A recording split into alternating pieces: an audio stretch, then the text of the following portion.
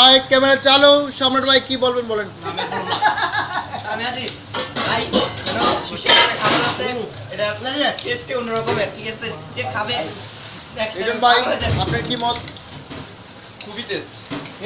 আর এটা আমি আমার লাইফের ফার্স্ট খাচ্ছি, এর আগে কখনো এই খাবারটা খাইনি।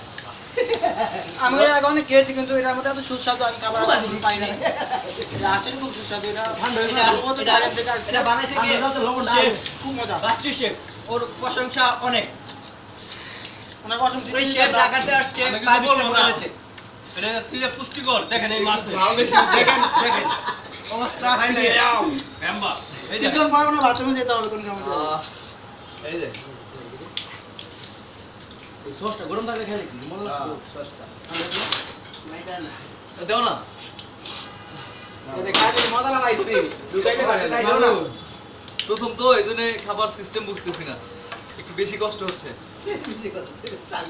না তুই একবার খাইলে তার জন্য সবার তো দেখলে অনেকটাই আইডিয়া হবে। ওয়াও মজা। তবে আগে শুনছি যে কাঁকড়া খাইতে অনেক টেস্ট, বাট আজকে সেটা যদি আমরা প্র্যাকটিক্যালি পাইলাম। 12 মাস আমরা সত্যি থাকবো খুবই টেস্ট। দেখেন আমার শরীরে কি গাম বাড়ি গেছে, দেখেন আমার নাকেরা কেমন লো করতেছে। বাহ, খানা অস্থির টেস্ট। একবার খেলে 10 বার খেতে মনে চাইবে, এই জিনিসটা অস্থির। আর খান না করে এই জালটাই তো মানে ব্যাপক মজা।